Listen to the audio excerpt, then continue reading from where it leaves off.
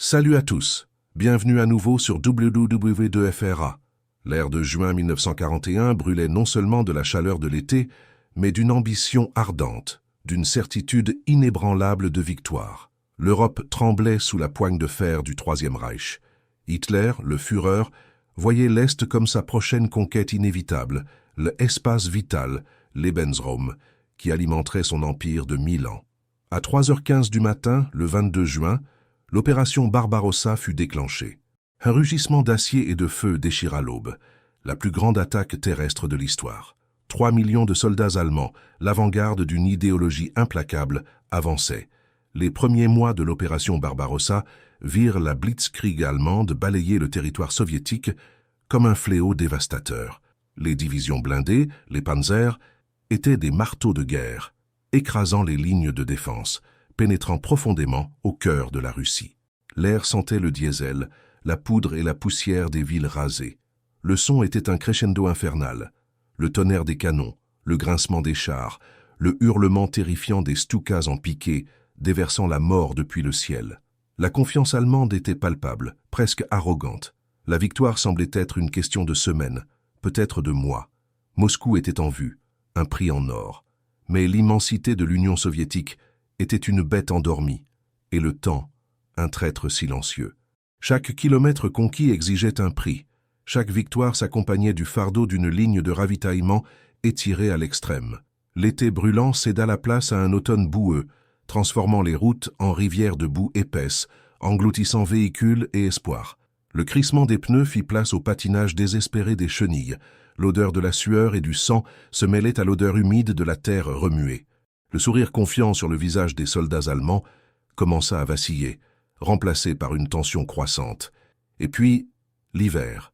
Pas un simple hiver, mais l'hiver russe. Une muraille de glace et de neige s'abattant sur la terre avec une férocité primordiale. Les températures chutaient, transformant tout en pierre, en cristal. Le métal des armes gelait dans les mains. L'huile des moteurs se changeait en gélatine. Les bottes des soldats s'enfonçaient dans la neige poudreuse, chaque pas étant une bataille. Ce froid n'était pas un simple inconfort. C'était un ennemi, une entité vivante qui pénétrait les os, volait la force, gelait la volonté. L'air lacérait la peau, la vapeur de l'haleine se transformait en brume glaciale, les arbres devenaient des squelettes tordus sous le manteau blanc. Mais la forêt gardait des secrets, et le froid une vengeance. Au milieu du désordre et du désespoir des forces soviétiques, de nouvelles méthodes de résistance naissaient, forgées dans la brutalité de l'environnement. Alors que l'armée allemande se voyait paralysée par la glace et la neige, une nouvelle menace émergeait des ombres des forêts gelées.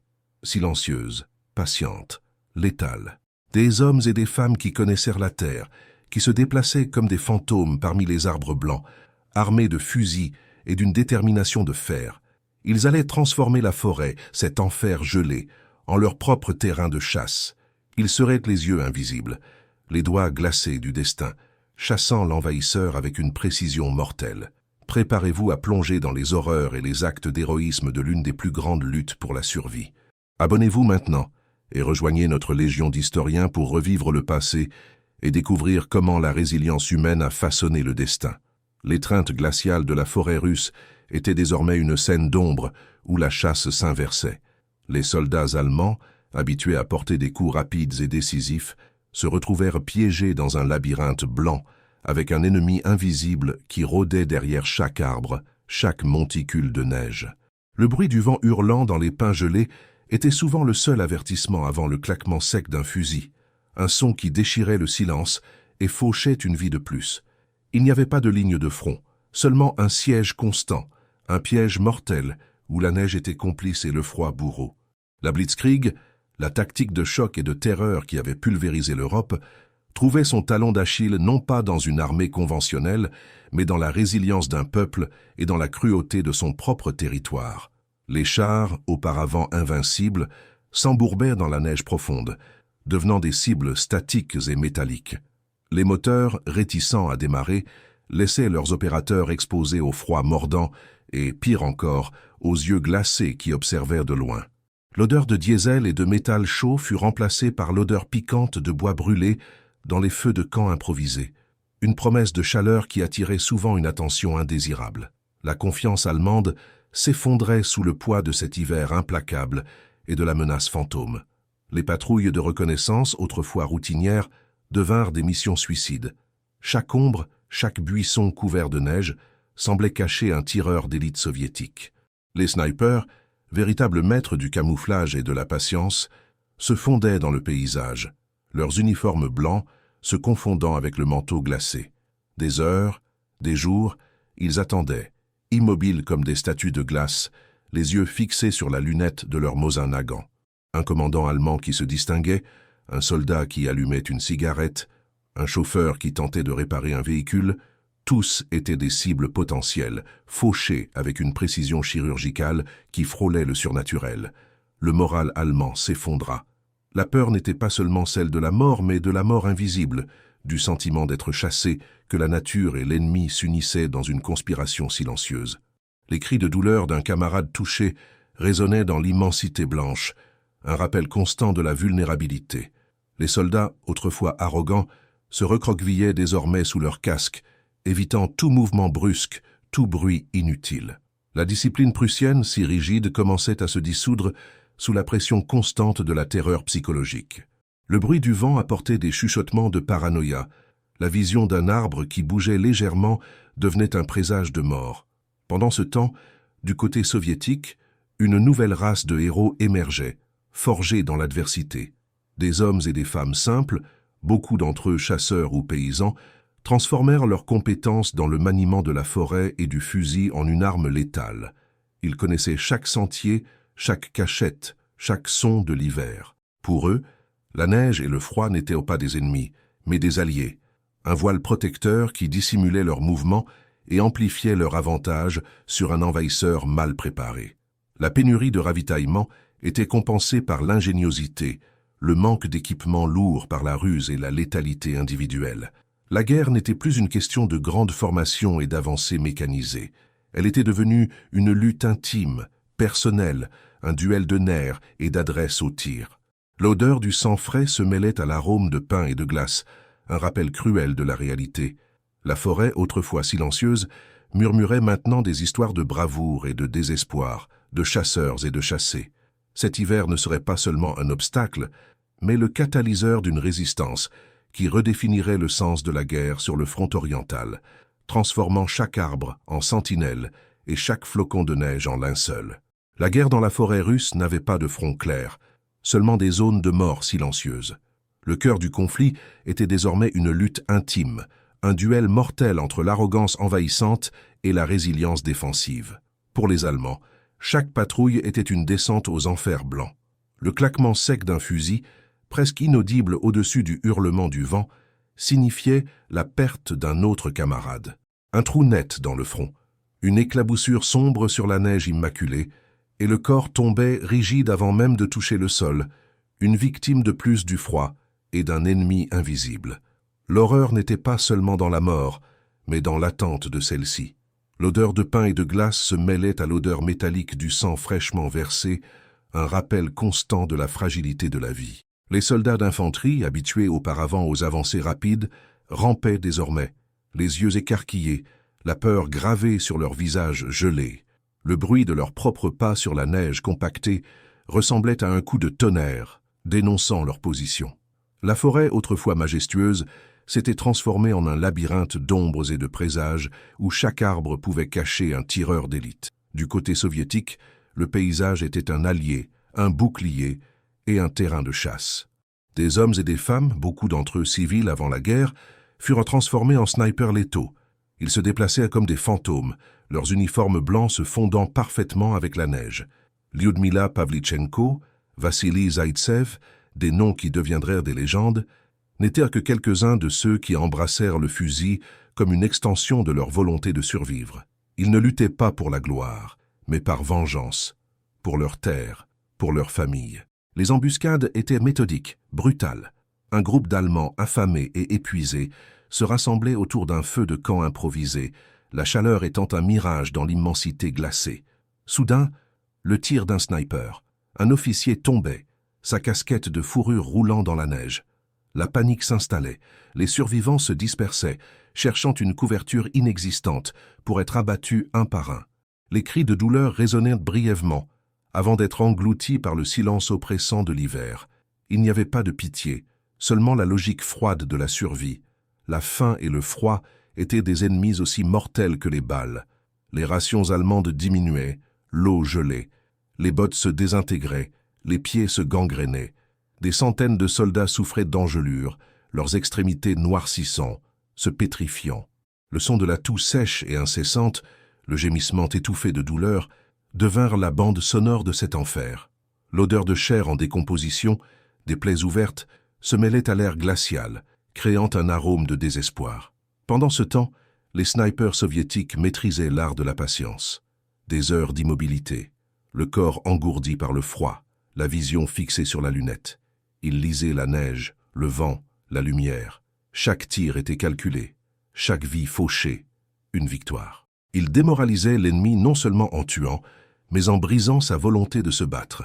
La simple présence de ces chasseurs invisibles transformait l'esprit des soldats allemands en un champ de bataille psychologique, où la paranoïa était une arme aussi puissante que le fusil.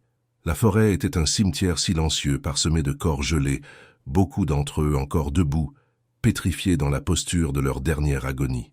Les arbres, autrefois symboles de vie, étaient maintenant des témoins muets d'un carnage sans fin. Les civils qui tentaient de fuir l'avancée allemande ou qui vivaient aux abords de la forêt étaient pris sous les tirs croisés, leurs maisons détruites, leurs vies brisées. Femmes et enfants faisaient face à la faim, à la maladie et à la violence, se réfugiant dans des abris souterrains, la peur étant une compagne constante. La guerre sur le front oriental était une bête affamée, et la forêt russe son festin. La forêt, qui semblait n'être qu'un obstacle, se révélait maintenant un piège mortel, un siège implacable qui se refermait autour des divisions allemandes. Chaque sentier, chaque clairière, chaque ombre se transformait en un point d'étranglement, où la vie et la mort se décidaient en quelques secondes de terreur. Les lignes de ravitaillement, déjà précaires, étaient systématiquement coupées.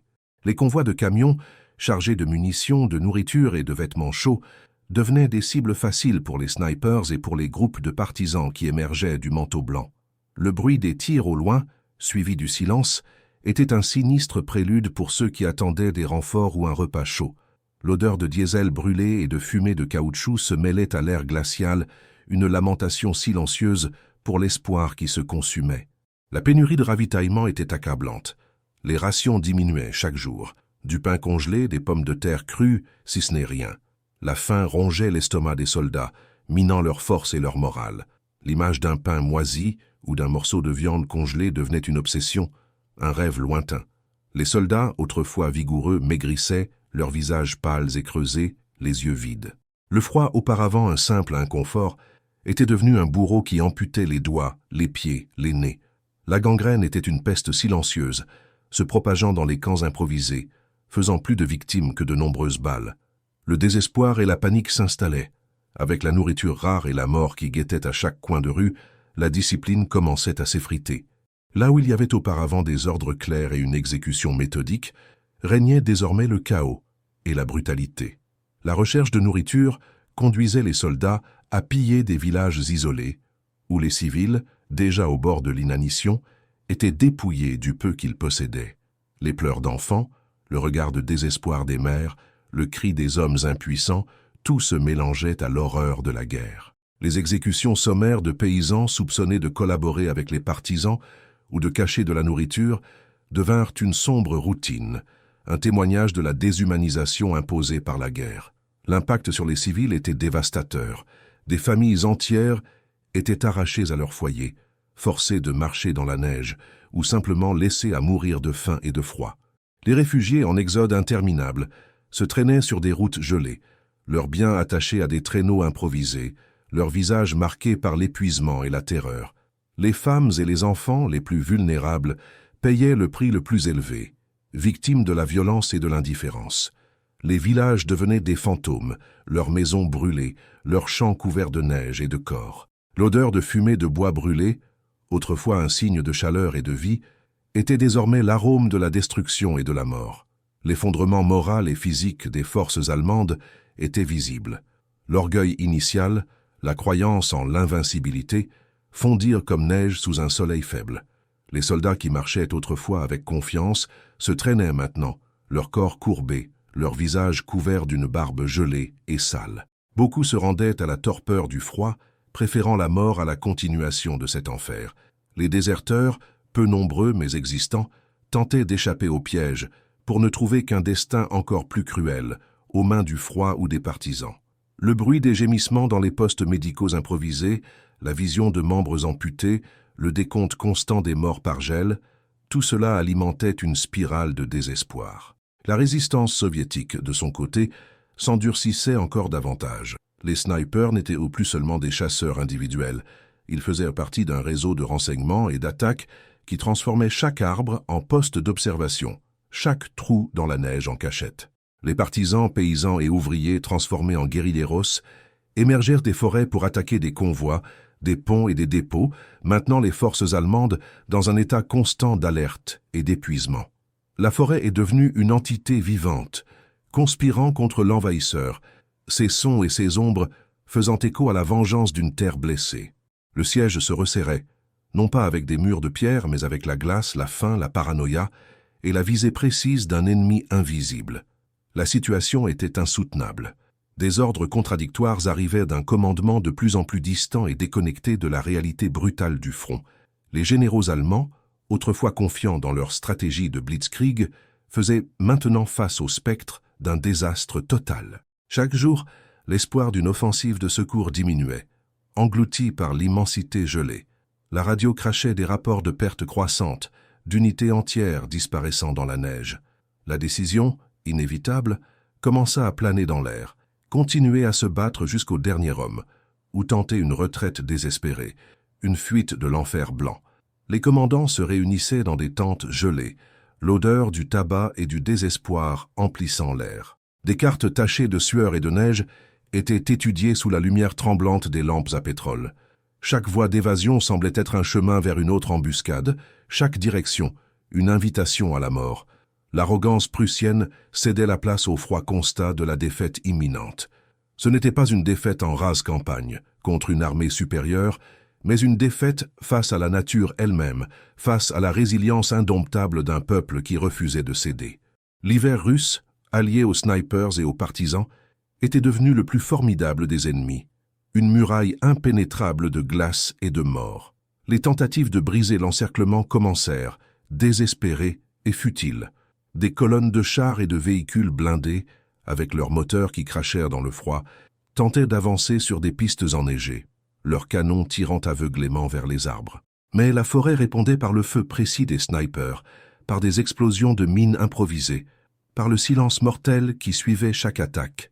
Les soldats d'infanterie, leurs uniformes sales et déchirés, avançaient au milieu des blizzards, leurs cris de guerre étouffés par le vent hurlant, pour tomber un par un, atteints par des balles qui semblaient venir de nulle part. Le sol blanc se teignait de rouge. À chaque contre-attaque ratée, le moral s'enfonçait encore davantage. Le coût humain était incalculable.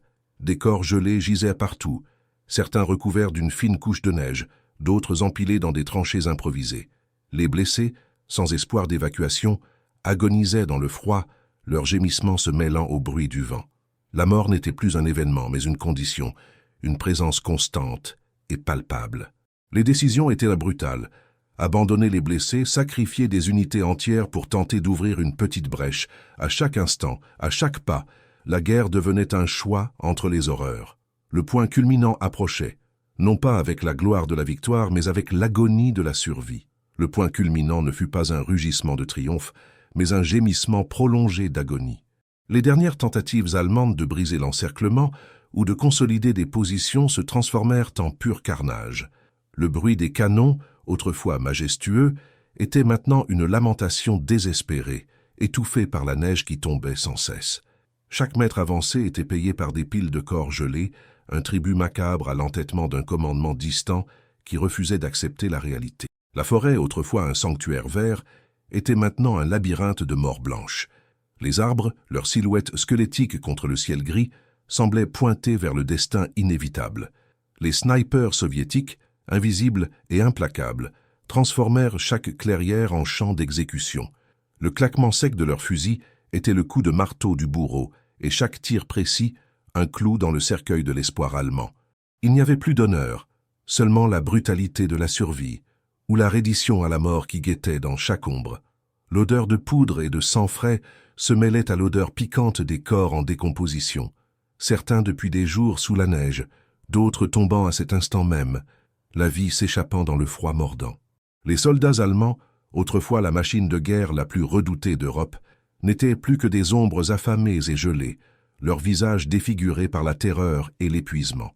Les yeux enfoncés, la peau gercée, les lèvres violacées, l'image de la désolation humaine. Le bruit de leurs pas dans la neige était lourd, traînant, chaque mouvement une démonstration d'épuisement extrême.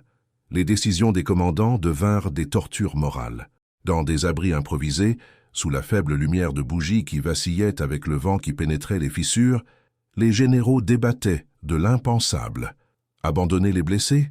Laisser derrière soi l'équipement vital? Sacrifier des unités entières pour couvrir la retraite d'autres? Il n'y avait pas de réponse facile, seulement des choix entre les horreurs. L'odeur du tabac et la sueur froide de la peur emplissaient l'air, tandis que des cartes étaient gribouillées avec des routes d'évasion qui semblaient suicidaires. L'arrogance initiale de la Blitzkrieg avait été remplacée par le constat froid et amer qu'ils étaient piégés, acculés. Le coût humain était une statistique qui défiait la compréhension. Des dizaines de milliers de morts, non pas par les balles, mais par le froid, par la faim, par la maladie. Des mains et des pieds gangrenés, des corps qui devenaient des statues de glace dans leurs tranchées, les yeux ouverts vers un ciel indifférent. Les gémissements des blessés, qui résonnaient dans les postes médicaux improvisés, étaient accompagnés du son constant de la hache qui brisait la glace pour enterrer les morts dans des fosses peu profondes et gelées. Il n'y avait pas de temps pour le deuil, seulement pour la prochaine mort, pour la prochaine décision brutale. Au milieu de cet enfer, certains tentaient la fuite individuelle. Des soldats se détachaient de leurs unités, rampant dans la forêt, dans l'espoir de trouver un chemin vers la sécurité, mais ne trouvant qu'une mort solitaire. Le hurlement du vent était la seule épitaphe pour ces hommes perdus.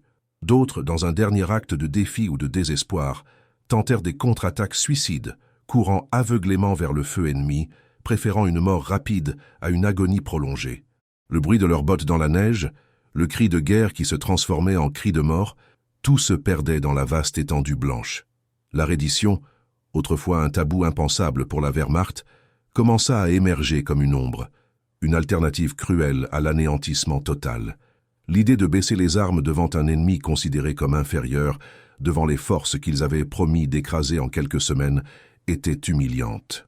Mais la réalité du siège de glace, de la faim et de la mort invisible, était plus puissante que toute doctrine. Le moral était brisé. La discipline prussienne, autrefois incassable, se désintégrait sous le poids de cet enfer blanc.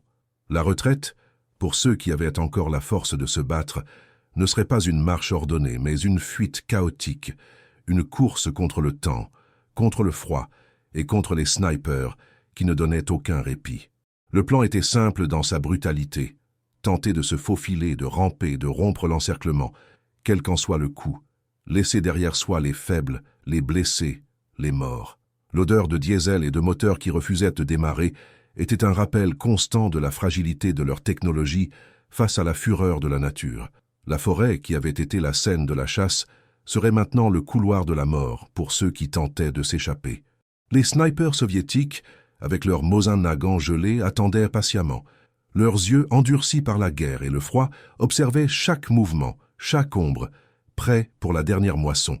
L'hiver ne pardonnait pas, et la vengeance de la terre, alliée à la ruse des chasseurs, était loin d'être terminée. La reddition ou la retraite ne serait pas la fin de la souffrance, mais le début d'une nouvelle forme de tourment. La retraite, plus une illusion qu'un ordre, se transforma en une fuite désespérée. Des colonnes désorganisées de soldats, certains à pied, d'autres entassés dans des véhicules qui fonctionnaient à peine, tentèrent de déchirer le voile blanc de la forêt. Le bruit des moteurs qui crachèrent dans le froid était une invitation à la mort. La neige, profonde et implacable, engloutissait véhicules et hommes, transformant les routes en bourbiers glacés. L'odeur d'essence se mêlait à la sueur froide de la peur, tandis que chaque pas en avant était une bataille contre l'épuisement et la terreur. Les snipers soviétiques, maîtres du camouflage et de la patience, ne dormaient pas. Pour eux, la retraite allemande n'était pas une fin, mais une prolongation de la chasse, une récolte abondante. Derrière les arbres couverts de glace, depuis des trous creusés dans la neige, leurs Mosin Nagant parlaient avec une précision mortelle. Le claquement sec du tir, le bruit du projectile déchirant l'air, était suivi du bruit sourd d'un corps qui tombait, d'un cri étouffé, ou du silence qui annonçait une vie de plus fauchée. Il n'y avait nulle part où se cacher. Il n'y avait pas de répit. Les soldats allemands, déjà au bord de l'effondrement, voyaient leurs camarades tomber un par un sans même voir l'ennemi. La panique se répandait comme une maladie, plus contagieuse que la gangrène. Les corps s'accumulaient sur la piste de la fuite, marquant le chemin d'une macabre traînée de morts gelés. Certains tombèrent d'épuisement, simplement incapables de faire un pas de plus, leurs yeux se fermant pour toujours dans l'étreinte glacée de la neige. D'autres étaient atteints par des tirs qui venaient de nulle part, la vie s'échappant dans une flaque de sang sombre sur le blanc immaculé. La forêt, qui semblait un enfer, devenait maintenant un purgatoire sans fin. Les arbres, autrefois de simples témoins silencieux, semblaient conspirer avec l'ennemi, leurs ombres allongées dansant avec les fantômes des morts. Les partisans, en petits groupes, surgissaient de nulle part, attaquant l'arrière-garde, sabotant des ponts improvisés, minant toute chance de retraite ordonnée. Le bruit des explosions lointaines, le feu des mitrailleuses déchirant l'air glacial maintenait la terreur palpitante. La pénurie de ravitaillement avait atteint son apogée. Ce qui restait était divisé en portions microscopiques, ou volé lors de confrontations brutales entre les soldats eux-mêmes. La faim était une douleur constante, un trou noir dans l'estomac qui rongeait l'âme. La soif, malgré la neige, était intense, et la neige fondue, quand c'était possible, offrait un soulagement minime. Les soldats abandonnaient leur équipement, leurs armes, tout ce qui n'était pas absolument essentiel à la survie, dans l'espoir de gagner un peu plus de vitesse, un peu plus de souffle. Le froid, cet ennemi invisible et implacable, continuait son œuvre de destruction. Les doigts et les pieds gelés étaient une vue courante, la gangrène progressant silencieusement, transformant la chair vivante en tissu mort. L'odeur de chair pourrie et de désinfectant se mélangeait dans les postes médicaux improvisés, où les rares médecins encore debout travaillaient dans des conditions inhumaines. Les amputations étaient effectuées avec des scies de menuiserie, sans anesthésie, les cris des blessés étouffés par le hurlement du vent et le bruit lointain de la bataille. La déshumanisation était complète. La camaraderie, les liens forgés sur le champ de bataille, se désintégraient sous la pression de la mort imminente. Chacun pour soi. Les soldats passaient devant les blessés sans regarder, ignoraient les appels à l'aide, concentrés uniquement sur leur propre fuite désespérée. Le regard dans les yeux des hommes était creux, vide, reflétant la perte de tout espoir, de toute humanité. L'arrogance initiale, la croyance en la supériorité, avait été remplacée par une terreur primitive. La reddition, pour certains, était la seule issue, un acte final de désespoir. De petits groupes de soldats, les mains levées, émergeaient de la forêt, leurs uniformes sales et déchirés, leurs visages marqués par la faim et le froid. Mais même la reddition était un risque. Beaucoup tombaient avant d'atteindre les lignes soviétiques, abattus par des snipers qui ne faisaient pas de distinction, ou par des partisans qui n'oubliaient pas les atrocités commises. Le bruit des tirs solitaires, suivi de silence, était un rappel constant que la miséricorde était un mot oublié dans cet enfer. Pour ceux qui tentaient encore la fuite, à chaque pas dans la neige, le poids de la défaite était écrasant. Il n'y avait pas de gloire, seulement la lutte pour la survie, une course contre la mort qui semblait toujours avoir un pas d'avance. Les yeux des commandants, autrefois pleins de confiance, reflétaient maintenant l'amertume de la défaite et la responsabilité des vies perdues. La forêt, la glace, les snipers étaient devenus les bourreaux d'une campagne qui promettait d'être une victoire rapide, mais qui se transforma en un cauchemar sans fin, un couloir de la mort, où la seule certitude était la souffrance. La reddition n'apporta aucun soulagement, seulement une transition vers un nouvel abîme de souffrance. Pour les milliers de soldats allemands qui, épuisés et affamés, levèrent les mains en signe d'abandon, le destin était incertain, mais presque toujours brutal. Le froid continuait d'être un bourreau, maintenant allié à l'indifférence des ravisseurs. Les marches forcées sous la neige, en direction de camps de prisonniers improvisés, étaient la norme. Beaucoup tombaient en chemin, leurs corps gelés rapidement engloutis par la neige, sans un adieu, sans une lamentation.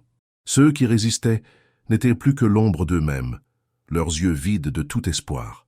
L'odeur de désespoir planait sur les colonnes de prisonniers. Des vêtements en lambeaux, des plaies ouvertes, la toux incessante qui annonçait la pneumonie. La nourriture était un mirage, l'eau de la glace sale. La brutalité était une constante, une réponse à la brutalité qu'ils avaient eux-mêmes infligée. Les snipers soviétiques, qui les chassaient autrefois dans la forêt, les observaient maintenant, certains avec une haine froide, d'autres avec une satisfaction silencieuse. La vengeance, pour beaucoup, était un plat servi dans l'hiver russe. Le bruit des cris de ceux qui étaient battus, le claquement d'un tir solitaire qui faisait taire un prisonnier malade ou faible, était la bande sonore de cet enfer d'après-combat. Les marques de la malnutrition et du froid s'inscrivaient profondément sur leur corps, transformant les jeunes hommes en spectres. Pendant ce temps, pour les quelques-uns qui réussirent à briser l'encerclement, la retraite était une course contre l'anéantissement total. Il n'y avait pas de victoire, seulement la fuite désespérée. Des corps gelés marquaient la piste de la retraite, un témoignage silencieux de la défaite. Le bruit des moteurs des véhicules, lorsqu'ils fonctionnaient, était un bruit strident de douleur, une lamentation métallique qui se mêlait au hurlement du vent. Chaque kilomètre parcouru était une victoire à la Pyrrhus contre la glace et la mort. La forêt, maintenant à l'arrière, semblait encore les observer, ces ombres squelettiques projetant des fantômes de snipers et de partisans. L'espoir de s'échapper était mince, presque un délire au milieu du chaos. L'image des soldats allemands, autrefois altiers et invincibles, s'était transformée en un spectacle de misère humaine. Leurs visages, autrefois pleins d'arrogance, étaient maintenant des masques de terreur et de désespoir, gris et vieillis par l'épreuve. La Blitzkrieg, la guerre éclair qui promettait une victoire rapide et décisive, s'était heurtée à la résilience indomptable soviétique et à la fureur implacable de l'hiver russe. Le rêve d'une victoire facile sur l'ennemi de l'Est s'était brisé en éclats de glace et de sang. La machine de guerre semblait avoir trouvé sa limite, non pas dans une autre armée, mais dans la terre elle-même. Le coup humain était une cicatrice profonde dans l'âme de l'Allemagne, une blessure qui ne guérirait jamais. Des milliers de jeunes vies perdues, non pas dans la gloire, mais dans une agonie silencieuse, gelées sur un champ de bataille impitoyable. L'impact psychologique sur les survivants était incommensurable. Beaucoup porteraient à jamais les échos des tirs, l'odeur de la mort, la vision des camarades tombant dans la neige. L'hiver russe n'a pas seulement détruit une armée, il a brisé l'esprit de nombreux hommes, les laissant avec des traumatismes qui entrèrent leurs jours et leurs nuits pendant des décennies. Les fantômes de la forêt gelée les suivraient jusqu'à chez eux. Le vent de la guerre commençait à tourner. La résistance soviétique, renforcée par la victoire défensive dans l'enfer gelé, retrouva un nouveau souffle, une nouvelle détermination. Les snipers, les partisans, les civils, tous s'unirent dans une cause commune, transformant l'immensité de la Russie en une tombe pour l'envahisseur. Le monde assistait à l'impossible. La machine de guerre nazie, qui semblait invincible, avait été arrêtée non seulement par des chars et des canons, mais par le froid, la faim et la ruse de chasseurs invisibles. La forêt, la glace et la neige devinrent des alliés inattendus. La forêt gelée, qui fut le théâtre de ce carnage, gardait maintenant les secrets de milliers de morts. Chaque arbre était un monument, chaque clairière, une tombe. Le silence, qui était autrefois une menace, était maintenant une lamentation, un écho lointain des cris et des explosions. La neige, qui couvrait le sang et les corps, ne pouvait pas effacer la mémoire de ce qui s'était passé. La campagne en Russie, qui commença avec la promesse d'un triomphe écrasant, se termina comme un cauchemar de glace et de feu, un sombre rappel de l'arrogance du pouvoir et de la force indomptable de l'esprit humain. Le monde ne serait plus jamais le même. Le sang sur la neige scella un destin. Les survivants de cet enfer gelé tant allemand que soviétique portèrent de profondes cicatrices. Des soldats blessés et des civils traumatisés peuplaient des camps de prisonniers improvisés et des villes en ruine. Les leçons historiques étaient claires. L'arrogance militaire et la sous-estimation de l'ennemi et de l'environnement peuvent avoir des coûts inimaginables. La force de la résilience humaine, la capacité d'un peuple à se relever contre les adversités les plus brutales, était indéniable. L'impact politique et militaire de cette campagne fut monumental, modifiant le cours de la guerre et montrant que la puissance technologique n'était pas invincible. La mémoire collective de cet hiver reste vivante dans des mémoriaux silencieux, dans des livres et des films, et dans les histoires orales qui font écho à l'héroïsme et à la souffrance. Les cicatrices subsistent sur la terre et dans l'âme du peuple, un témoignage éternel de la brutalité et du courage. Pour les femmes soviétiques qui virent leur foyer détruit et leurs proches mourir, la guerre dans la forêt gelée était un rappel constant de la fragilité de la paix. Beaucoup d'entre elles rejoignirent les partisans, prenant les armes ou travaillant sans relâche à l'arrière, maintenant la résistance en vie, nourrissant les soldats, soignant les blessés. Leurs yeux, endurcis par la douleur et la perte, reflétèrent la même détermination inébranlable que les snipers affichèrent dans la forêt. La lutte n'était pas seulement pour les hommes sur la ligne de front, mais pour chaque mère, sœur et fille qui défendait son foyer avec un courage silencieux mais féroce. Les paysans qui virent leurs villages incendiés et leurs terres piétinées devinrent des guides pour les partisans, des informateurs pour les snipers, ou survécurent simplement dans des conditions inhumaines, cachés dans les profondeurs de la forêt. L'odeur de fumée et de destruction planait sur leur vie, mais l'espoir, aussi ténu fût-il, ne s'éteignait jamais. Ils étaient l'épine dorsale d'une résistance populaire, une force invisible qui refusait d'être brisée, qui transformait chaque parcelle de terre en point de défense, chaque arbre en cachette. La terre qui les nourrissait les protégeait maintenant. La forêt, qui fut un jour le théâtre de l'une des chasses humaines les plus brutales, respire maintenant en silence.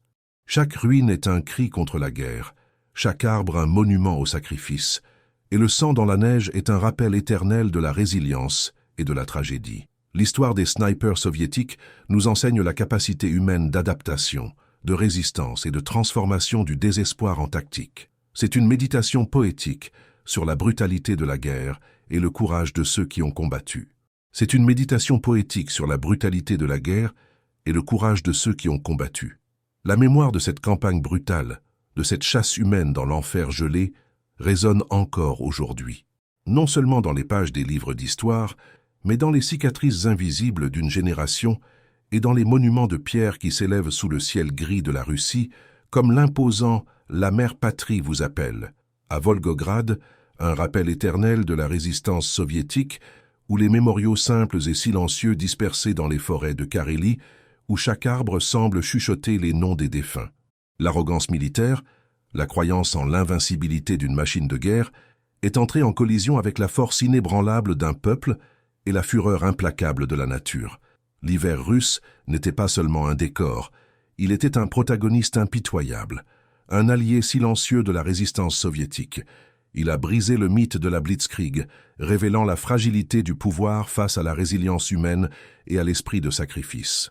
Des films et des documentaires, comme Stalingrad, l'équivalent français de Enemy at the Gates, si c'est ce à quoi vous faisiez référence par Circulo de Fogo, et Stalingrad, tentent de capturer la dimension de cet enfer. Mais la vérité la plus profonde réside dans les récits des survivants, dans les lettres des morts, dans le silence des champs de bataille, dans l'odeur persistante de fumée et de fer qui semble imprégner l'air même des décennies plus tard. Les histoires des snipers comme Vassili Zaïtsev et Lyudmila Pavlychenko ont transcendé la guerre, devenant des légendes, des symboles de la ruse et du courage qui ont émergé du chaos. Ils représentent la capacité individuelle et collective de changer le cours des grands événements, de devenir une force imparable au milieu de la désolation.